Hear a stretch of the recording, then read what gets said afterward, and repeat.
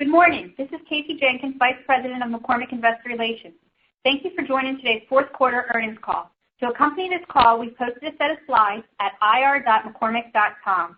Currently, all participants are in a listen-only mode. Following our remarks, we will begin a question-and-answer session. If you need to reach the operator at any time during the call, please press *0. We'll begin with remarks from Lawrence Kurzius, Chairman, President, and CEO, and Mike Smith, Executive Vice President and CFO. During our remarks, we will refer to certain non-GAAP financial measures.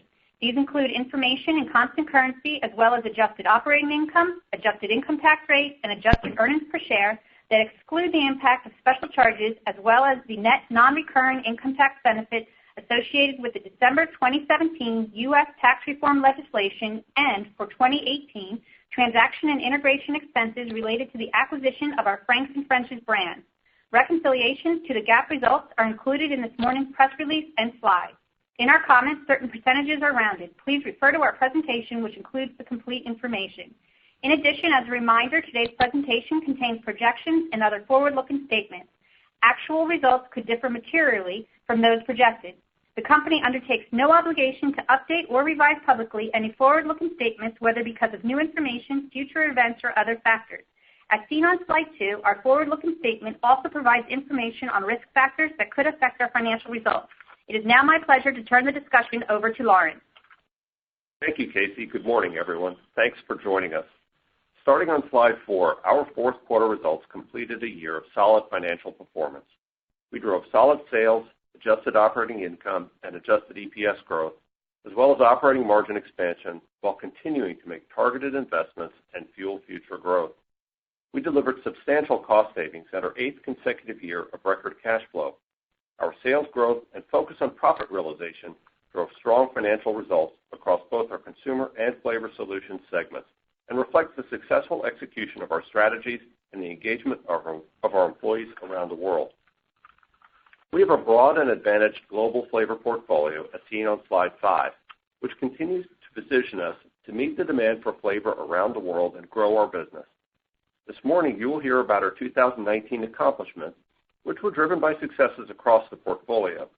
Our investments in new products, brand marketing, capabilities, and infrastructure continue to drive growth. The breadth and reach of our portfolio across segments, geographies, channels, customers, and product offerings creates a balanced portfolio to drive consistency in our performance in a volatile environment. Our highlights for the year include, in our Consumer segment, strong U.S. branded growth and double-digit e-commerce growth across all regions. And in our Flavor Solutions segment, we continue to win with customers, driving base business and new product growth with Europe, Middle East, and Africa, our EMEA region, driving particularly strong performance. Overall, we're confident that the breadth and reach of our portfolio continues to position us to fully meet the demand for flavor around the world and grow our business. Heading into 2020, I'm confident our operating momentum will continue. This morning, I'll begin with our fourth quarter results, reflect on our 2019 achievements, and then share with you some of our 2020 business momentum and plans. After that, I'll turn it over to Mike, who will go in more depth on the quarter-end results and the details of our 2020 guidance. Let's start with our fourth quarter results on slide 6. Starting with our top line, versus the year-ago period, we grew sales 1% for the total company, including a 1% unfavorable impact from currency. In constant currency, we grew sales 2%, with both segments contributing to the increase. In addition to our top-line growth, we grew adjusted operating income and expanded our adjusted operating margin. Higher sales, cost savings led by our Comprehensive Continuous Improvement Program, or CCI, drove the growth, which is partially offset by higher brand marketing expense. At the bottom line, our fourth quarter adjusted earnings per share of $1.61 was lower than $1.67 in the prior period, or a decline of 4%. This decline includes a 7% headwind from a higher adjusted tax rate. Our adjusted operating income growth was more than offset by this tax headwind. Turning to our fourth quarter segment business performance, in our Consumer segment, we grew our constant currency sales 2% in the fourth quarter, driven by the Americas and Asia Pacific regions. In the Americas, we grew constant currency sales 2%, attributable to higher volume and product mix, driven by both our base business and new products. Our strong U.S. branded performance was partially offset by declines in private label products as well as soft Canada sales performance. Overall, our U.S. shipments were in line with strong consumer consumption across our portfolio. Our category management initiatives, effective marketing support, and merchandising execution, expanded distribution, and new products all contributed to driving growth in the fourth quarter. Our IRI data indicates U.S. McCormick branded spices and seasonings scanner sales grew in line with the category, and we again had double-digit growth in unmeasured channels. And our McCormick branded dry recipe mixes continued their momentum of consumption and share growth. Consumption in spices and seasonings and dry recipe mixes accelerated through the fourth quarter, both for the categories and McCormick branded products, with particularly strong results in November. Our brand marketing and our strong merchandising execution drove strong holiday results. Our new products, including One Dish and Street Taco dry recipe mixes, continue to gain momentum and contribute to growth. As we accelerate our condiment leadership, French's Mustard and Stubbs Barbecue continue to grow consumption and share. Frank's Hot Sauce had strong performance again this quarter, and over the entire Frank's portfolio, including frozen wings, seasoning blends, and dry recipe mixes, we drove double-digit consumption growth as we are making further progress in our opportunities to expand this brand. Now, in the EMEA region, we're focused on driving brand growth, and our success with new products and strong promotional programs has continued, particularly in the UK. Growth was tempered in other parts of the region for the quarter and the full year by declines in private label. We remain selective where we participate, aligning our strategy to optimize the profitability of our portfolio. In the Asia-Pacific region, our sales growth was driven by pricing actions with volume growth, as I have mentioned, partially impacted by macroeconomic pressures in China. Our fundamentals across the region are strong, and we've driven strong growth for the full year in 2019. Let me take a moment now to mention the rapidly evolving events in China, which we are following very closely to first and foremost ensure the health and safety of our employees. All of our Wuhan facility activity, from sourcing of materials to distribution of manufactured products, is contained within the Chinese market, and at this point, it is too soon to quantify any business impact. Turning now to the Flavor Solutions segment, we grew sales 3% in constant currency in the fourth quarter, with all three regions benefiting from higher volume. In the Americas, we had strong flavor sales growth driven by snack seasonings, attributable to robust base business growth and new products. Across both our restaurant and packaged food customers, new products continued to drive growth in the second half of the year, following a particularly strong first half of innovation. Our momentum also continued with strong branded food service growth. Now turning to EMEA, we drove strong constant currency sales growth. We're winning with our customers through expanded distribution, promotional activities, and new products. In fact, during 2019, we were successful in this region in establishing a significant new product platform with a global customer and have achieved a 100% new product win rate with them. And finally, in the Asia-Pacific region, our fourth quarter sales growth was the best performance of the year and was partially driven by our customers' promotional activities as well as new products. Moving from our fourth quarter results, I'm pleased to share our full fiscal year accomplishments, which not only highlight what we achieved during 2019, but fuel our confidence to drive another year of strong operating performance in 2020. Now, starting with our 2019 financial results, as seen on slide 9, we drove 3% constant currency sales growth, driven by new products, brand marketing investments, and expanded distribution. Our consumer segment grew sales 3% in constant currency, driven by the U.S. and China. In our Flavor Solutions segment, all three regions drove the constant currency sales growth of 3%, with particularly strong EMEA performance. We grew constant currency adjusted operating income 7%, driven by higher sales and a 60 basis point gross margin expansion, driven primarily from CCI-led savings. This increase, combined with a lower interest expense and an increase in income from unconsolidated operations, drove an 8% increase in adjusted earnings per share to $5.35 for fiscal 2019, including an unfavorable impact of currency exchange rates versus last year. With higher sales in CCI, we increased our adjusted operating margin to 18.3%, which is an 80 basis point expansion from last year. We expanded adjusted operating margin in both of our segments while also making investments to drive continued growth. We reached a record $119 million of annual cost savings, driven by our CCI program to fuel our growth. We realized $463 million in CCI-led cost savings over the last 4 years, exceeding our 4-year, $400 million goal, and there continues to be a long runway in 2020 and beyond to deliver additional cost savings. 2019 was an 8th consecutive year of record cash flow from operations, ending the year at $947 million, a 15% increase from last year. We are making great progress with our working capital improvements and expect the programs we've put in place will continue the momentum in 2020. Our strong cash flow is enabling us to make great progress in paying down our acquisition debt, and we further reduced our net debt to adjusted EBITDA ratio, as Mike will discuss further in a few minutes. At year-end, our board of directors announced a 9% increase in the quarterly dividend, marking our 34th consecutive year of dividend increases. We have paid dividends every year since 1925 and are proud to be a dividend aristocrat. Now I would like to comment on some of our 2019 achievements beyond our financial performance. New products remain integral to our sales growth, with 8% of 2019 sales from product launches in the last 3 years.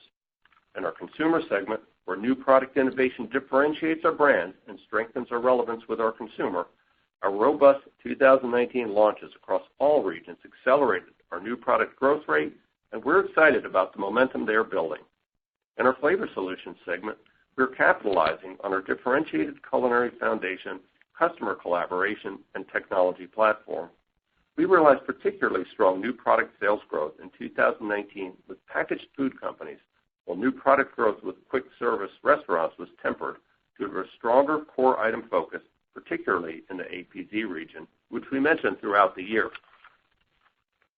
Brand marketing is a key driver of sales growth, and we've made significant investments supporting our brands over the last few years. In 2019, we continued to optimize our brand marketing spend, leveraging our scale and getting more value out of each marketing dollar, enabling us to maintain a comparable level of spend to last year while delivering an 11% increase in the Americas working media.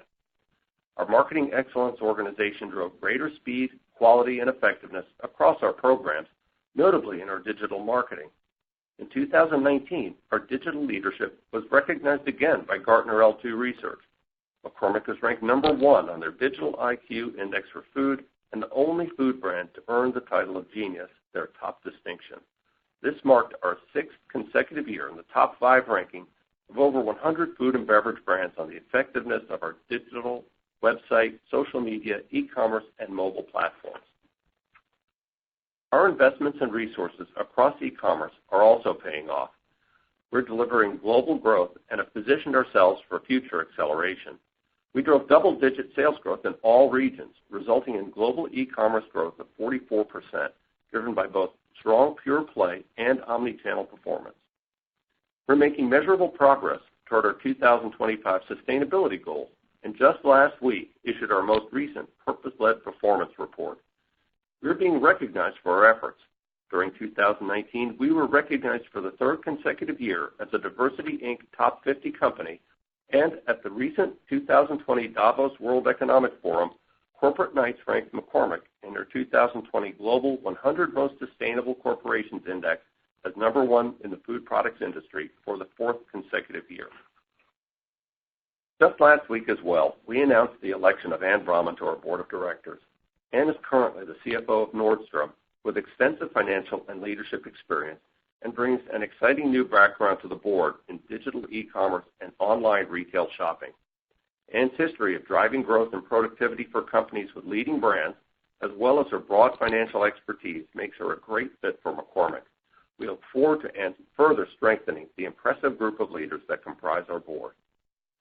Mike will go over our 2020 guidance in a few moments, but I'd like to mention a few highlights related to our growth momentum and plan, a significant business transformation plan, and provide some summary comments on slide 11.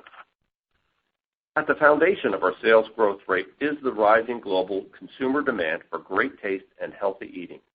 Consumers have an increased interest in creating flavor experiences with bold, rich, authentic flavors, while also demanding convenience. Additionally, consumers are focused on fresh, natural, and recognizable ingredients with greater transparency around the sourcing and quality of food, and consumers want to know about the environmental and social impacts behind the brands they buy. Flavor continues to be an advantaged global category, and our products inspire flavor exploration and are the essential complement to real, fresh food. We deliver flavor across all markets and through all channels and are aligned with consumers' demand for flavor, convenience, health, and sustainably minded business practices.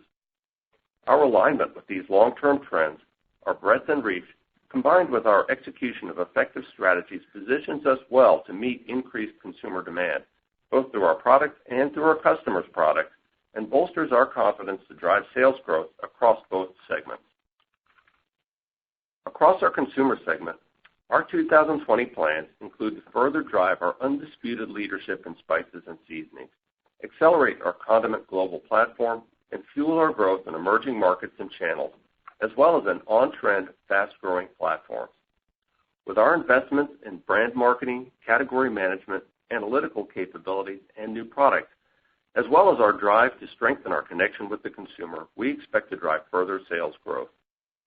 For our Flavor Solutions segment, the execution of our strategy to migrate our portfolio to more technically insulated and value-added categories will continue in 2020.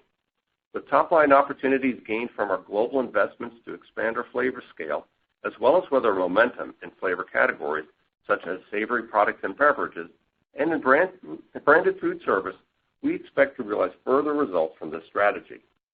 Driven by our best-in-class customer engagement, we also expect to continue our new product momentum. Beyond our strategies to drive sales growth, we're also making business transformation investments to create capacity for continued growth. Turning now to slide 12, we are implementing a global operating model across our entire organization to deliver globally aligned and simplified processes that will allow us to grow at scale through increased digitalization and automation. As technology is the backbone for this model, we've begun the process of replacing our existing disparate ERP systems with SAP HANA, a single global system. Our last ERP implementation was in the early 2000s, and since then we have more than doubled in size. This growth, as well as changes in technology and SAP's plan to discontinue support of the current platform, requires us to invest once again to modernize our ERP systems and transform our business processes. We want to be ahead of the curve in achieving an advanced integrated platform which will allow us to realize the benefits of a scalable platform for growth sooner and enable growth in line with our aspirations. This is a multi-year program during which we will continually learn and adjust as we progress to a full global implementation. We have recently completed milestones for our global template and have made updates to our implementation plan, which we expect will drive greater benefits and lower risk at a higher estimated total program cost. With the completion of these milestones, we've broadened our program cost estimate to include estimates related to the go-live activities in our operations, which we are now able to estimate. As such, we have added these expenses to our information system technology costs, the basis for our previously communicated range of $150 to $200 million. We are now projecting the total cost of our ERP investment to range between $300 and $350 million from 2019 through the anticipated completion of our global rollout in fiscal 2022, with an estimated split of 40% capital spending and 60% operating expense. As such, the total operating expense impact for the entire program is estimated to be between $180 and $210 million. In fiscal 2020, we are projecting our total operating expense impact to be approximately $80 million, which is an incremental $60 million over fiscal 2019. Notwithstanding this significant incremental investment in 2020, we expect growth in our underlying business to remain strong, and while the deployment activities will continue through 2022, we expect to return to our normal growth algorithm in 2021. Mike will discuss the 2020 financial impact of the program further in his outlook remarks. I'd like to now share highlights of the updated plan. We've now included in our program costs, as I just mentioned, projected expenses related to go-live activities, such as inventory builds and pre-go-live operating expenses. The inclusion of these costs drives nearly half of the increase in our operating expense projection. We are also extending our deployment schedule and increasing training and support, all to further mitigate risk. This strengthens our change management plan and represents the second biggest driver of our projected increase. Next, we plan to drive greater business transformation, including integrating certain other software applications within our global HANA solution. Finally, we've also identified additional opportunities to drive greater financial benefits after stabilization of each of our phased deployments. These updates will drive greater benefits and lower risk. We are excited about this investment to enable us to transform our ways of working and realize the benefits of a scalable growth platform. Throughout 2020, we will periodically provide high-level updates on the progress of the program. Our overarching focus, though, will be to continue highlighting the strength of our operating performance. Our achievements in 2019, our effective growth strategies, as well as our robust operating momentum, all bolster our confidence in delivering another strong year of growth and performance in 2020. We're looking forward to sharing more details regarding our 2020 growth plans and our business transformation initiatives in just a few weeks at CAGNY. To summarize, on slide 13, before turning it over to Mike, we achieved solid financial results in 2019. We're driving strong momentum in sales growth. We're continuing to drive sales growth balanced with our focus on lowering costs to expand margins and sustainably realize long-term earnings growth. We have a solid foundation, and in an environment that continues to be dynamic and fast-paced, we are ensuring we remain agile, relevant, long-term sustainable growth. Our fundamentals, momentum, and growth outlook are stronger than ever. Our experienced leaders and employees are executing on our strategies, which are designed to build long-term value for our shareholders. With our 2019 results, they have again proved to be effective, and we're confident they will prove effective again in 2020. In 2020, we continue to differentiate our brands, build capabilities, and make investments for growth that will continue to move McCormick forward. Our top-tier long-term growth objectives remain unchanged, and in our 2020 outlook reflect the strong underlying business performance and necessary significant investments in business transformation to achieve those long-term objectives. Mike will discuss this more in a few moments. I want to recognize McCormick employees around the world and thank them for their dedicated efforts and engagement.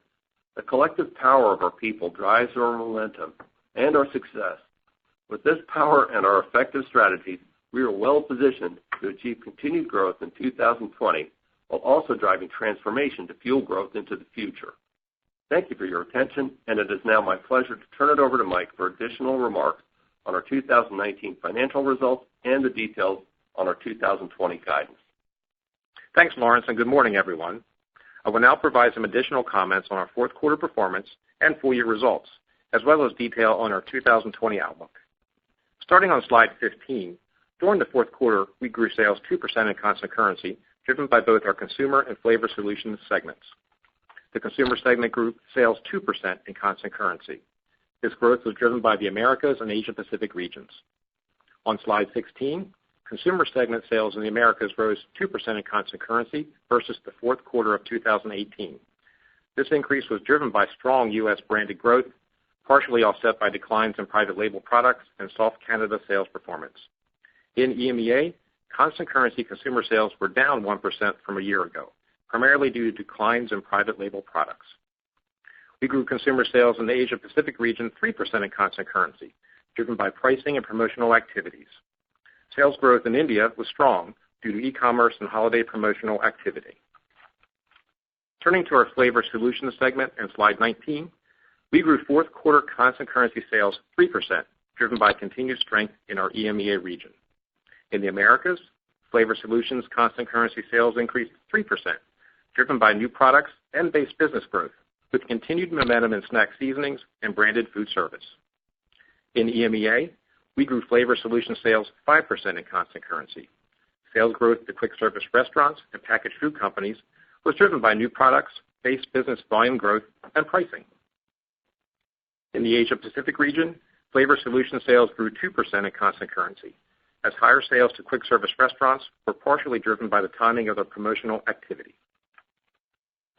As seen on slide 23, fourth quarter adjusted operating income, which excludes special charges, increased 3%, or 4% in constant currency versus the year-ago period. Adjusted operating income in the consumer segment rose to $227 million, a 1% increase, which was the same in constant currency.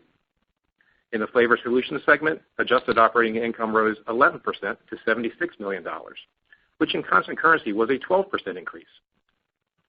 Growth in both segments was primarily driven by higher sales, CCI-led cost savings, and a one-time 2019 global benefit plan alignment, with some offset from incentive compensation.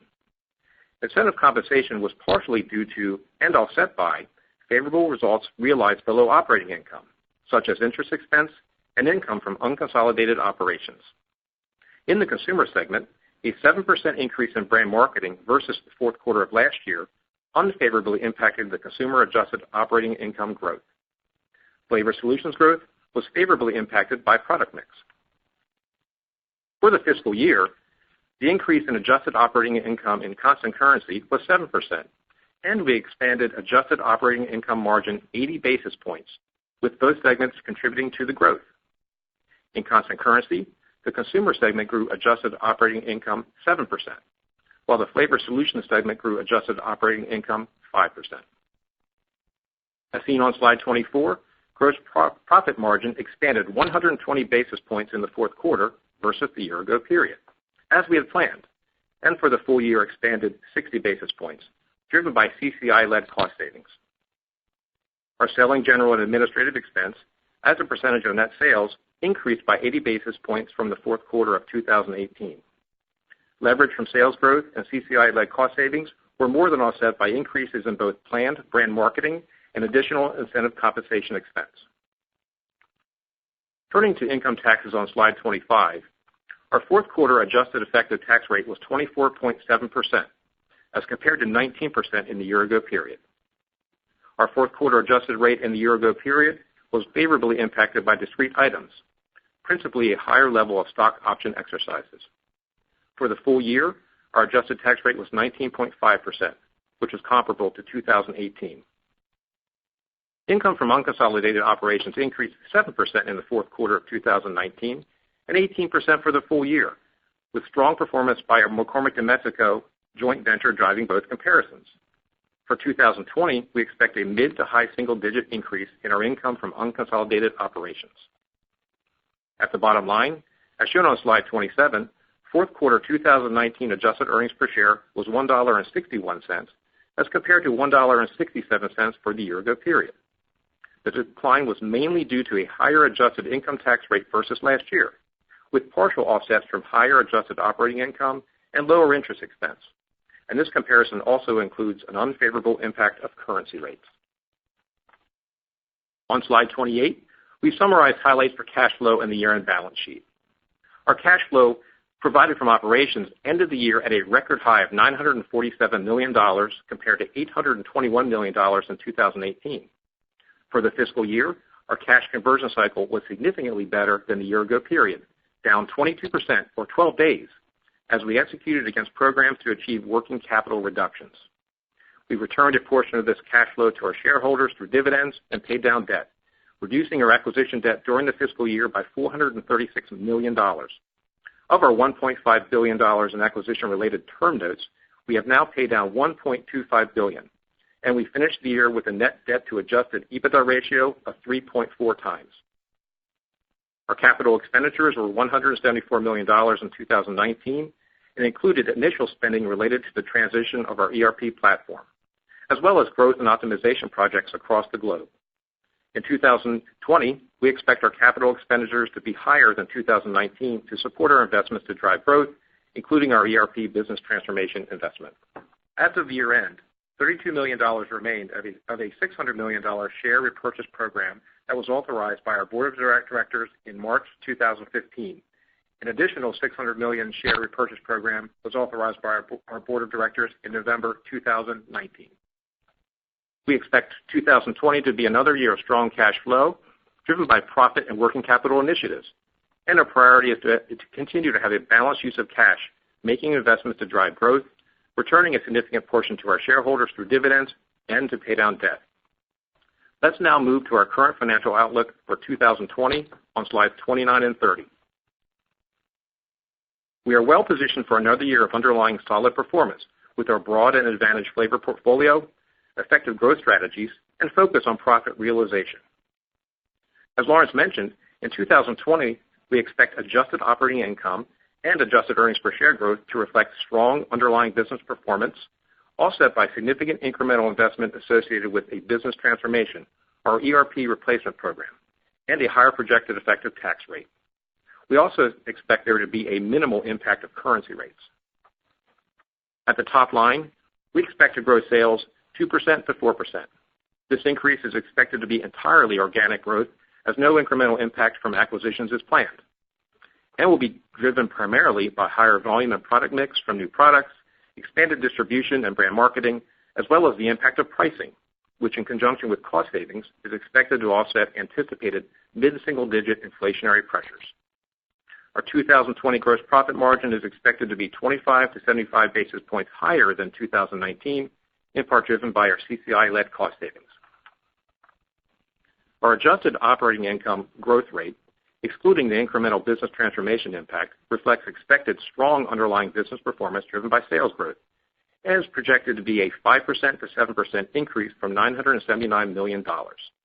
This includes our cost savings target of approximately $105 million and an expected mid-single-digit increase in brand marketing investments, which will be heavier in the first half of the year.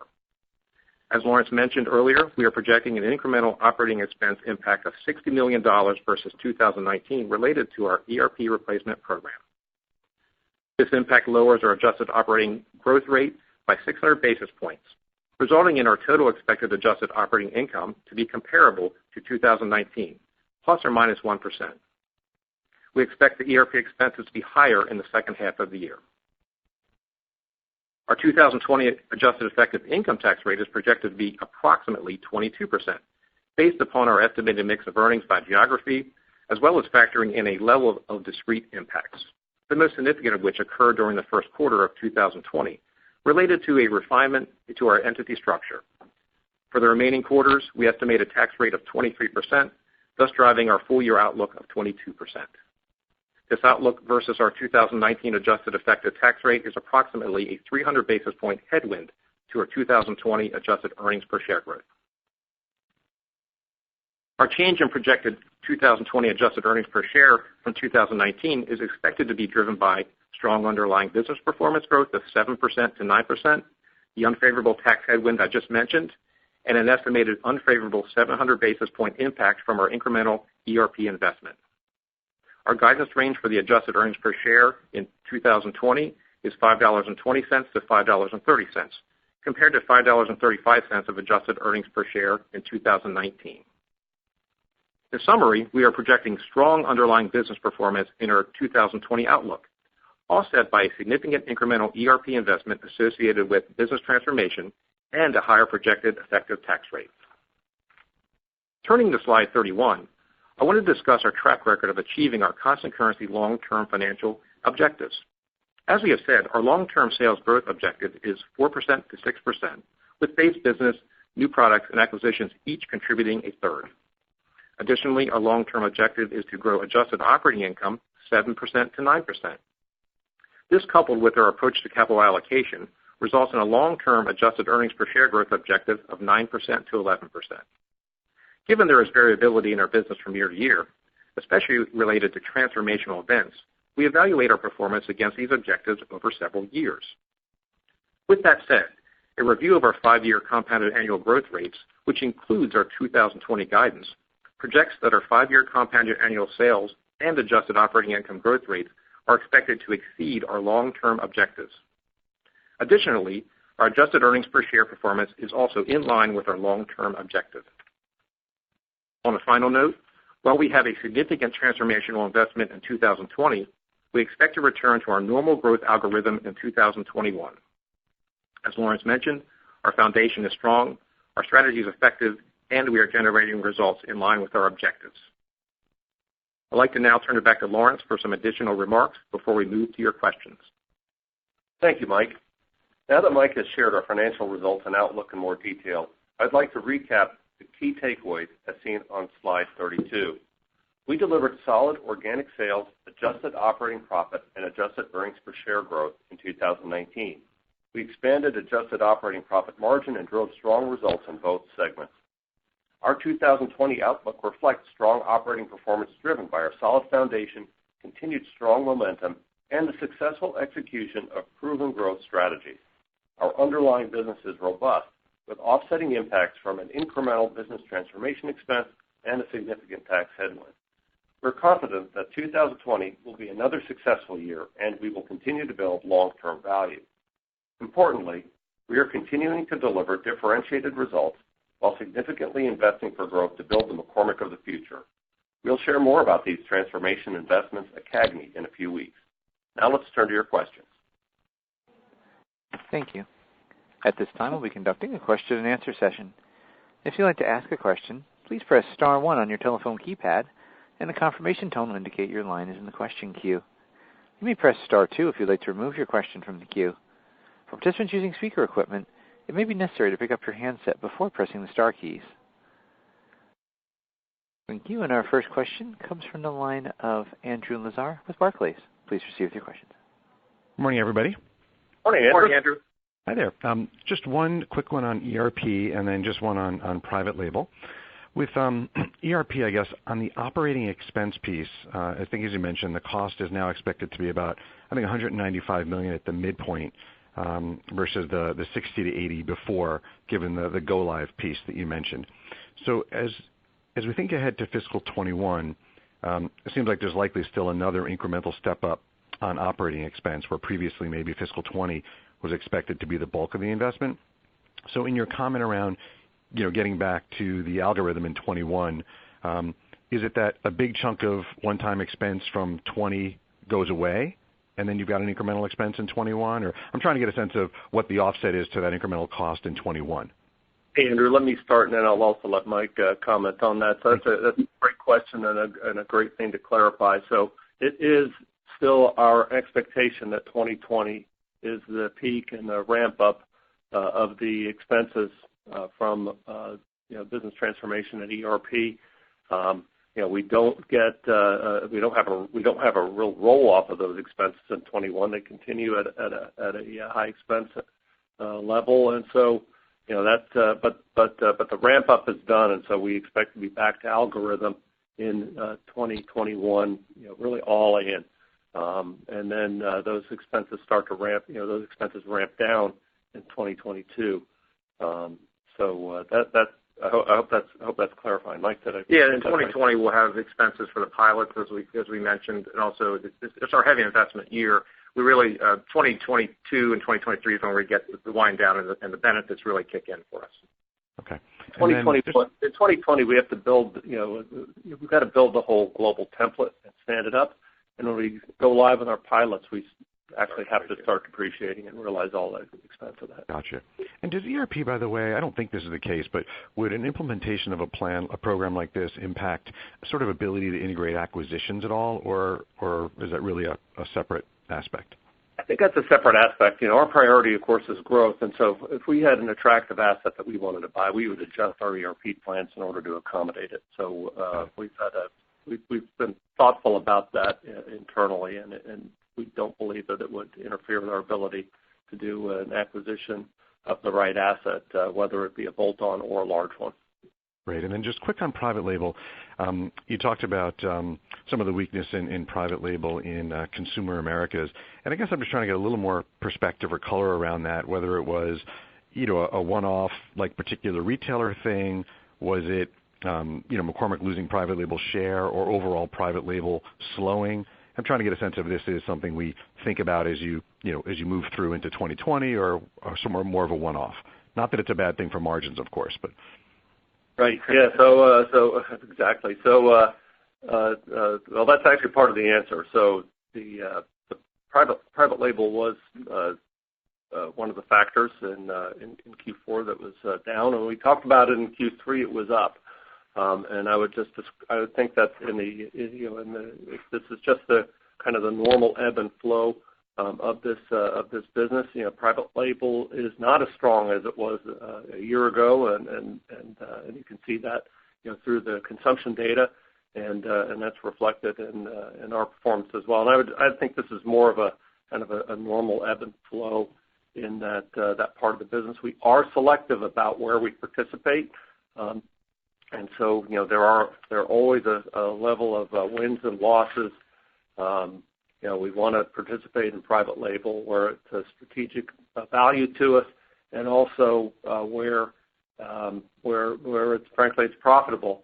I think you can see that as you look at our fourth quarter in the Americas in particular, brand came in strong, private label was light, and that change in mix flows right through in the margin expansion. Yep. Great. Thanks very much. See you soon. Thanks.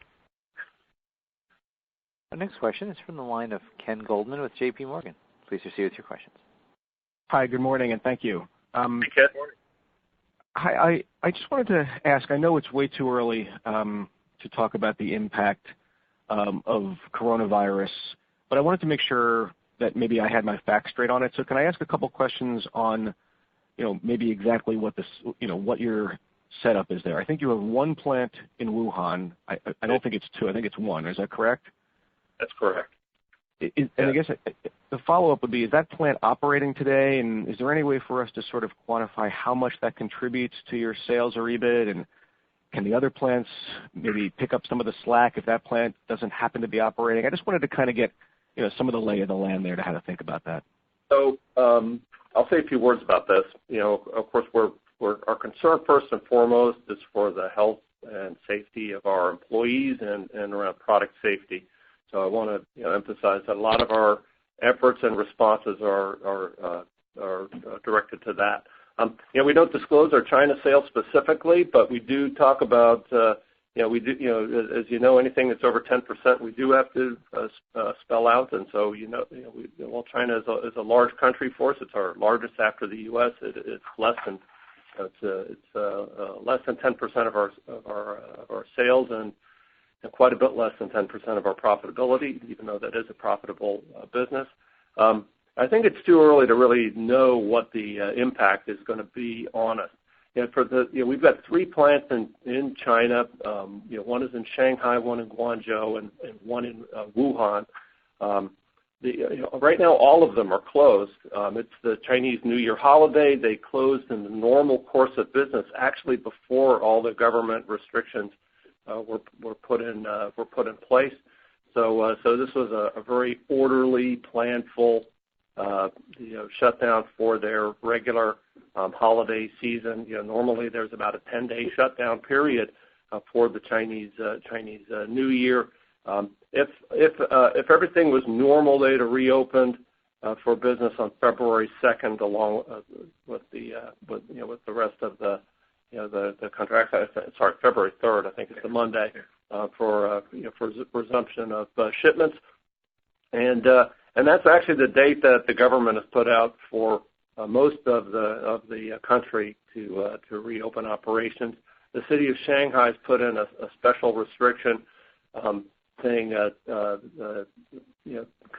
companies can't reopen until February 10th.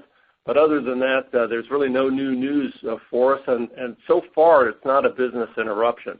I think it really remains to be seen, how far this goes. Certainly, the reduction in people traveling, being able to go out to eat, being able to shop at the grocery stores is not a positive, for our business. We can't really quantify it right now. We certainly think that that more facts will come out over the coming days, really, and we'll see. We'll be better able to understand what the real business impact is. Okay, that's very helpful. I guess just a quick follow-up, and then I'll let it go. I would say if there's one thing that gives us kind of caution around our first half of the year, it's the uncertainty around this.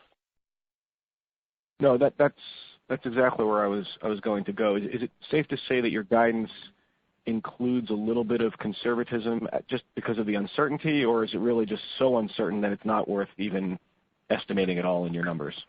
Ken, I think it's a consideration. It's definitely something in the last week or two we've thought hard about, and yes, I'd say so. The other point I'd raise too, this Wuhan manufacturing facility, we source from China and sell into China. There's really no external China That's a really good point. So it's really within country. Great. Thank you so much. Thank you. Our next question is from the line of Steven Strycula with UBS. Please proceed with your questions. Hi, good morning. So first question would be more of an operational one. Just wanted to know, Lawrence, relative to internal plan, what, if anything, kind of deviated in the fourth quarter trend? It sounds like at a high level it might have been private label. And just to clarify a little bit more from Angela Lazar's question, is there any kind of read forward into 2020 about that state of the business, or was there really just some lumpiness between Q3 and Q4? Well, first of all, at the end of on our Q3 call, we did guide, to the low end of our range for a variety of reasons.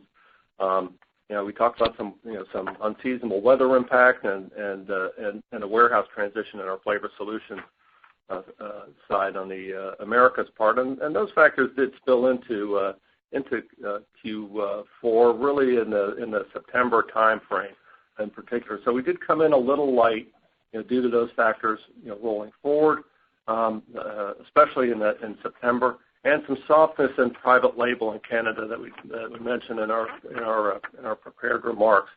I would think that the Canada softness is non-recurring. It related to the promotional activity that we didn't repeat, and we see that as a non-recurring factor. The private label probably I would expect that to carry into the early part of the year as well. So that might be the one carry forward item. So so those were some of the negatives. I will say on the positive side, the quarter started a little soft. As I had mentioned, we had unseasonable weather in September in the Americas. We did have some hangover from the warehouse transition. But it got stronger as we went through the quarter and definitely finished on the strong side. We had strong consumer consumption and strong branded growth, which, as I mentioned in Andrew's question, you can see in our margins. The flavor solutions was really solid, other than the warehouse issue early in the quarter. So I wouldn't think there was anything untoward there. And really no reason to, I don't really think of anything as being a negative there that would carry forward. Okay, that's very helpful. And then a quick follow-up for Mike. I know it's extremely early to even think about 2021. Just want to understand the cadence you laid out for the ERP system. So for 2021, would that imply that the residual leftover balance would be that runs through the P&Ls roughly $80 to $115 million? And then the tax rate this year is 22, including discrete items. Is the normalized rate, given what we know about tax reform at this point, probably 24% for the company? Yes. How should we think about it? Yeah, I think if you look at the fourth quarter tax rate, which was 24.7, it's going to be in that range. We didn't hardly have any discrete items in the fourth quarter. So, yeah, the underlying tax rate is in that range. Of course, we're always looking to optimize structure and things like that to help drive that. I mean, from an ERP perspective, like we said, I mean, there's a lot of costs going into 20 and 21. 21 is when we really have the big deployments. We have the pilots this year, and we're building out the global model in 2020.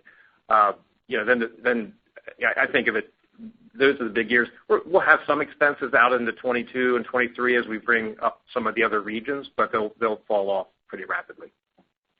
Okay, is any of that $80 million this year, including the 5-cent charge that you're adjusting out of operating earnings?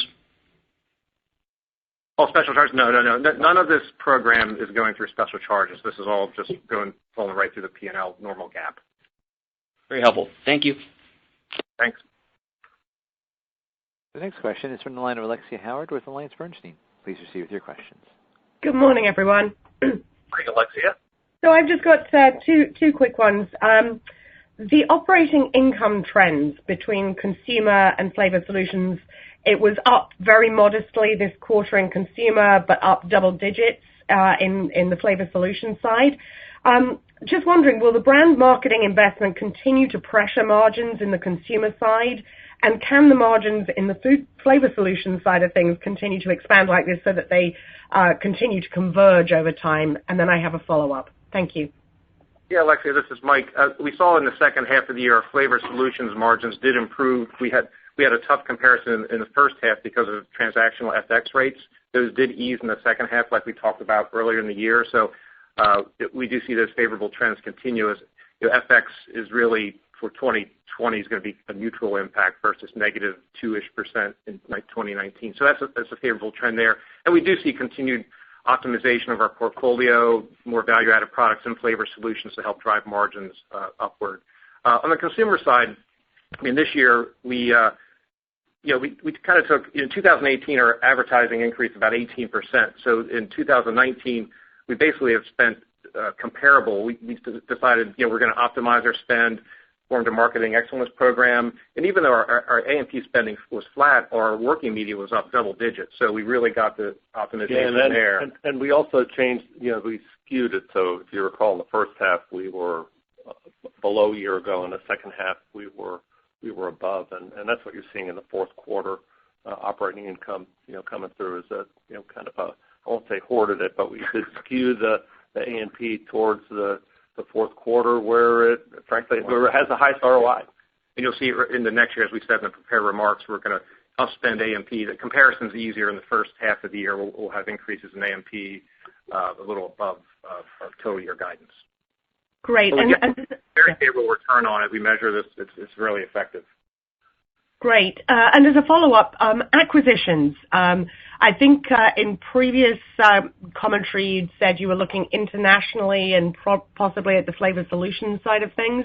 Has that thinking changed as you think about the larger scale deals that might be on your radar screen? Thank you, and I'll pass it on. Yeah, I'd say that, there hasn't been there's no change in our thinking about acquisitions.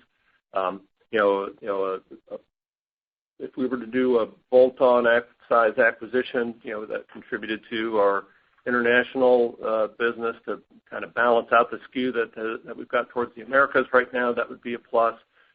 Flavor Solutions, we're certainly interested in assets in that flavor space, and there's so those those are certainly areas where we would be looking to fish, and the same set of larger assets that we have on our internal tracker are still out there in the market. There have been some large transactions in the space. They were not things that we were targeting. Great. Thank you very much. I'll pass it on. Our next question is from the line of Faiza Alwy with Deutsche Bank. Please proceed with your question. Hi, good morning. Morning, Faiza. Morning. So 2 questions from me. One is just on, is it possible for you to disaggregate as you think about 2020 outlook between the flavors business versus the consumer business? Are you expecting more growth in one segment versus the other? I'd say we expect the guidance for both of them in the 2 to 4% range, which is pretty consistent with our strategy over the time. We feel there's opportunities. Okay. And then just I wanted to talk about cash flow a little bit, especially as it relates to, the deployment of ERP and what that would mean for the cash conversion cycle in 2020 and beyond. And then relatedly, if you could discuss, your capital allocation priorities, because you have delevered, quite a bit. You're getting closer to your 3 times target. But then you've talked about a new share repurchase program, and you just talked about acquisitions. So how should we think about sort of your priorities for cash in 2020? Those are great questions. On cash conversion cycle, we're down 44 days since 2016, so we really put a lot of effort into our program across all components of working capital. We do see there's a lot of runway to go here with extending terms and other programs. We do, however, also realize that sometime this year we're going to start building inventory, which will eat into some of those gains.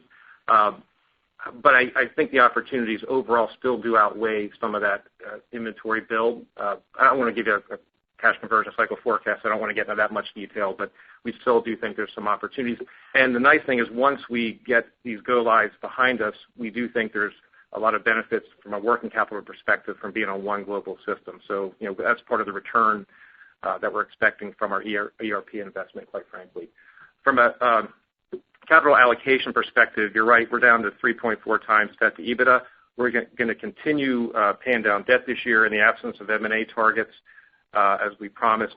We reauthorized the $600 million of a buyback. We were down to $32 million. What we're using that as stock options to get exercise. We're neutralizing the impact there. So in the near term, we'll continue to do that. We don't see any large stock purchase or anything like that. M&A is obviously where we paying down debt and attractive M&A targets to drive growth are our two best uses of cash. And we've looked at some targets, so we're actively considering assets that come available. We don't want to. We feel that we have clear line of sight to getting down to our target. We don't think that we actually have to literally get there. So we're not going to let a great asset get away. Great, thank you. Our next question is coming from the line of Robert Moskow with Credit Suisse. Please proceed with your questions. Hi, thank you. I might have missed it, but the reason for the increase in the cost of the ERP system was to have a broader estimate, I guess, for the go-live activity. But I think you did have an estimate before for the go-live activity. So what changed between now and a few months ago to have it expand that much? Yeah, the estimate that we gave previously were literally the program costs around the IT port program itself.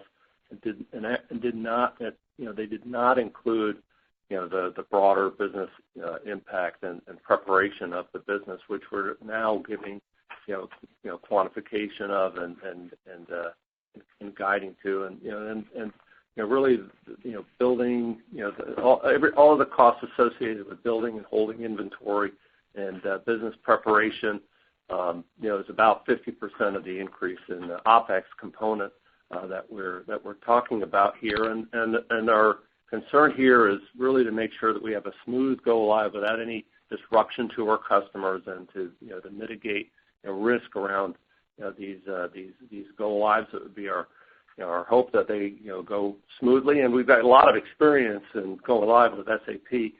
So we're not neophytes to this. We did just go brought up all of the RB Foods business on our old version of SAP very smoothly, and we would hope that this goes smoothly. But we don't want to just hope. We want to make sure that we're really doing the things that it takes to mitigate that risk. That's a portion of it, and then also we haven't given any kind of window into some of the other expenses. We have to software as a service and that we start to realize and the depreciation costs, which I'm probably better off letting Mike talk about. So I'm going to stop on that point right now. I'll let you take over on that. But and then the second piece is also again around mitigating risk. Is strengthening the change management program. So we've taken that a lot deeper as we've looked at this. We've just really been thoughtful about identifying areas where there might be a business might be at risk, or if something doesn't go right, or where we're not taking for granted that people working in the plants looking at new screens are going to get it quickly. So we've really doubled down on the change management program, the number of super users that are embedded in the business, and we've extended the deployment schedule just a little bit following the pilots to make sure that we've got time to adjust if anything does surprise us in the pilots, which again we don't have any reason to believe it will, but we're trying to be thoughtful and mitigate the risk as much as we can. Like, you want to? Go ahead, Rob. Go ahead. Okay. I guess if you've given us a conservative estimate here, it's now in the organic kind of EBIT growth algorithm. So if there's improvement versus that cost, will you kind of give us an update and tell us to the extent to which it's kind of upside to any given year? Well, obviously we will, Rob. But we realize this is a multi-year program, though. But we will definitely be very transparent with this. Okay. As we're trying Great. to. Yeah. right? And in these programs, I'll just say, these programs are expensive. They're multi-year. They are major, broad, enterprise-wide programs. And it is a lot of money, but we believe the price tag's in line, with the experience that others have had when you consider the all-in cost. Right. Okay. Thank you. Our next question is from the line of Adam Samuelson with Goldman Sachs. Please proceed with your questions. Yes, thanks. Good morning, everyone. I was hoping to just get a little bit more color on the inflation guidance that you've given for the mid-single digits and the ability to offset that with pricing. Just where just categories of buy where you're seeing kind of inflation at or above those kinds of levels, like what's really driving it. And second, on the pricing side, would seem to imply about 100 basis points of pricing in the revenue growth guidance, and just any specific categories or geographies where that might be an outsized benefit. Yeah, Adam, this is Mike. From a cost perspective, we're seeing a pretty broad-based increase across a lot of items. There are some are declining, some like garlic are going up, but pretty much every category is seeing inflation higher than the last couple of years, whether it's packaging, shipments from overseas, or some new regulations there that are causing some increases. So I don't want to pin it on one thing. But from a pricing perspective, we've obviously built that into our plans. Yeah, and I'd say, so I don't think we want to break out the pricing portion of the guidance separately, but the pricing we are planning to take contributes to the confidence we have in our outlook for 2020. That's for sure. And I will say that when we do take pricing, we know there's some elasticity impact as well. So we're considering that as well. But just because we're taking pricing doesn't mean it's literally additive to the results that we realize in the absence of pricing. You have to consider pricing and volume together. I'll also add that we've got there's always some commercial tension in the discussions about pricing. So I don't want to get overly specific about where we are. I can say that in the Americas we've really completed our pricing negotiations and have that resolved, and those pricing changes are going into effect as scheduled. In other parts of the world, it varies somewhat by market, sometimes because of statutory reasons. But we'd expect to have it all in place by the end of the first half. So you'll see a ramp up in pricing most likely during the year, our results. Okay, that's helpful color. And then just quickly for me, follow up. If we go back 12 months last year in November, you had a challenging Thanksgiving in the U.S. and just want to make sure that as we look at kind of the sales performance this quarter in the Americas, there was that return back to normal and mix seems to be favorable given the private label decline, but as it relates to some of the premium Thanksgiving ingredients that you sell, that there was nothing. Yeah, we had a recovery of that. Extra benefit from that. Our spices and seasonings business shipped. I mentioned consumption was strong. We shipped well ahead of consumption as we lapped that dip on those branded items, and that's definitely a contributor to the strong gross margin in the quarter. That's really where you see that through. And there's an offset, so it's less visible on the top line. As we said, the soft, I'd say the lower private label sales and some softness in Canada. Okay, I appreciate the color. I'll pass it on. Thanks. Thank you. Our next question is from the line of Chris Growe with Stifel. Please proceed with your question. Hi, good morning. Hey, Chris. Hi. I just wanted to kind of follow on the last question, a point you made, just to be clear on the private label side. Is that so? Are you talking about weakness in the category, or have you lost some private label business, perhaps even intentionally? Just to understand the magnitude of the decline in the fourth quarter. It seems like it was larger than I expected. Is that because of just the category, or? Well, certainly the category trends on private label are nowhere near what they were a year ago or 2 years ago. So so you've seen that flatten out. But really, it's just I don't want to overbake it here. We had third quarter private label was unusually strong. It was a little soft in the in the fourth quarter, and I'd say that this is just kind of normal ebb and flow in that business. Okay. And just a second question, if I could, around and you talked about it before, you have some cost inflation built in for the year, mid-single digits. You've got some pricing you've noted, and we don't really get into the timing and the amount of that. I guess what I'm trying to understand is when I add in the cost savings, I guess I'll call them CCI cost savings, $105 million. Why is that not sufficient then to offset the ERP spending? Is it because it has to offset some inflation, or where are those savings getting kind of eaten up to where they can't offset this incremental expense in ERP spending? This is Mike. I mean, there's a $60 million incremental investment we're making this year that we wouldn't have in a normal year. So I wouldn't expect CCI to offset that. I mean, CCI, what it does is it drops through the P&L. It covers things like increased advertising as we make more investments in things, increased SG&A costs for salary. There's things that, and actually, if you look at our guidance for next year, we have about a 50 basis point adjusted operating profit increase, which is our long-term algorithm. So, I think the reality is we can't expect when you have a $60 million incremental item to cover that. And frankly, we hit $119 million this year on CCI. We're guiding to 105. Some of those resources we use to drive CCI are really supporting the ERP program. So, we just want to be aware of that too. We can't just turn on CCI and make it go up $60 million. Okay, and I guess we'll call it CCI program. Is there a multi-year program behind this, or is it just a year at a time from here on out as you think about your cost-saving opportunity? Yeah, when we did 4 years ago, when we did the 4-year program, and that was kind of a different time in the food industry, and we wanted to really show how we were different from a cost perspective and really planful and thoughtful about this and not doing ZBB and all that sort of stuff.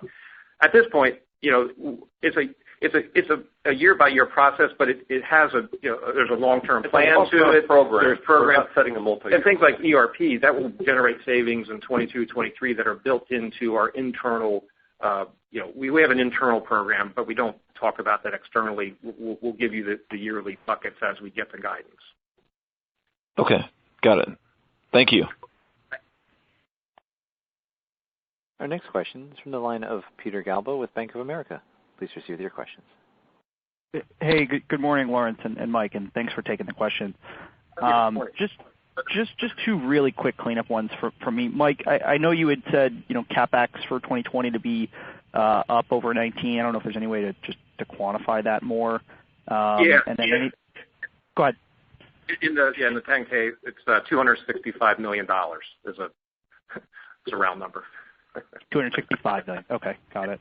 And then anything you can do to help us out just with interest expense? I would expect it to be lower year over year. Yeah, I think it will be lower. We had a nice decline this year. I think if you model it based on our outstanding debt, continued cash conversion, I mean, it will be down, definitely. Got it. You can model it.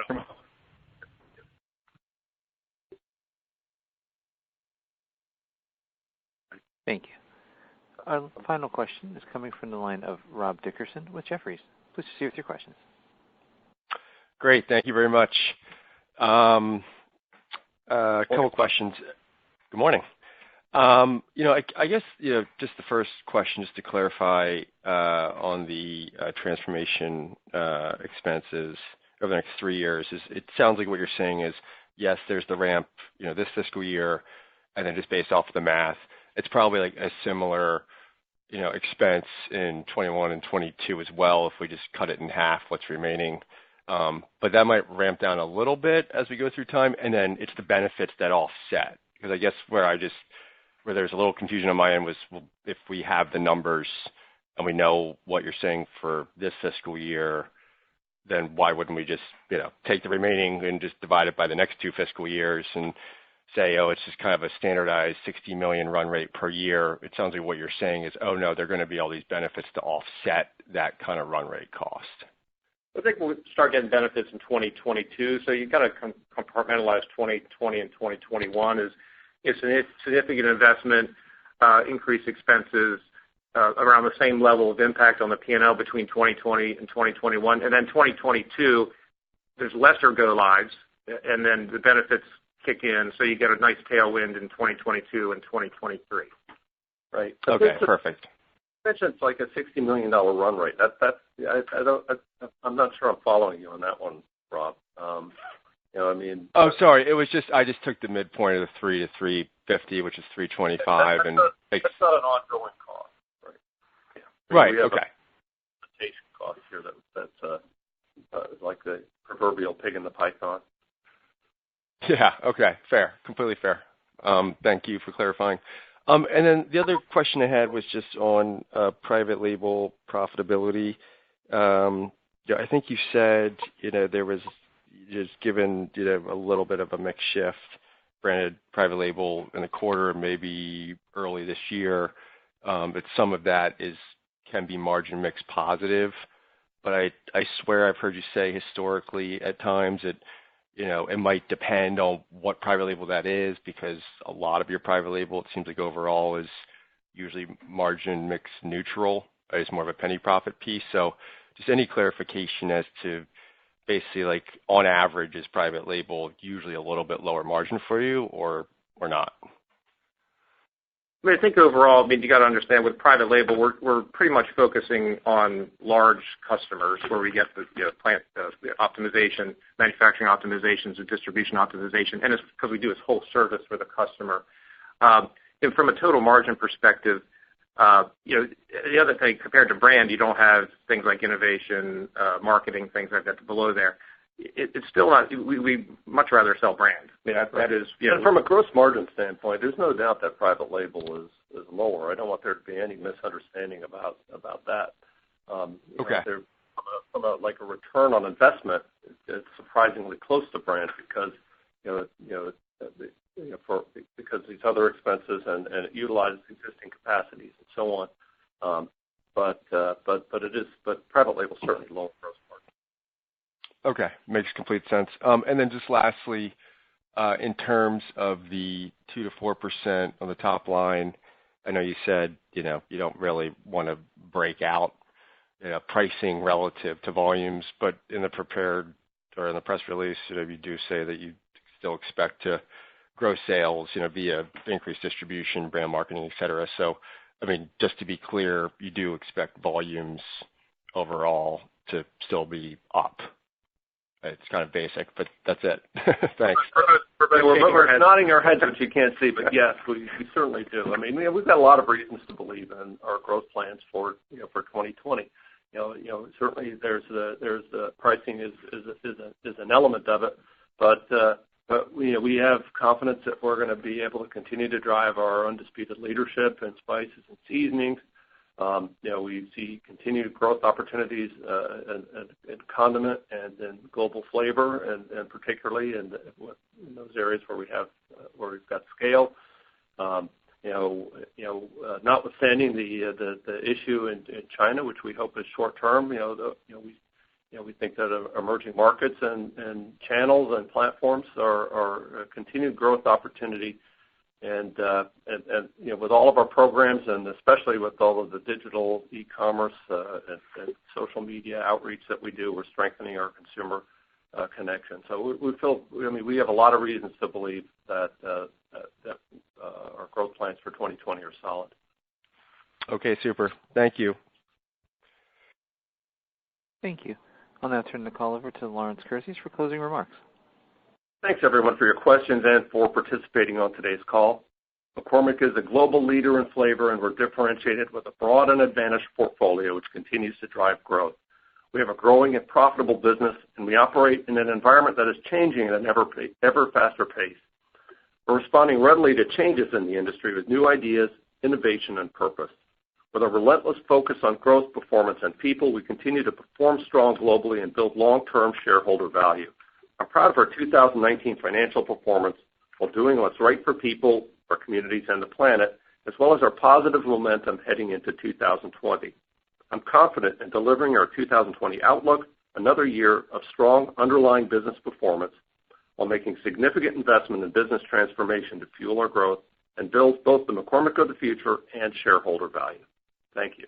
Thank you, Lawrence, and thanks to all for joining today's call. If you have any further questions regarding today's information, please feel free to contact me. This concludes this morning's call. Have a good day.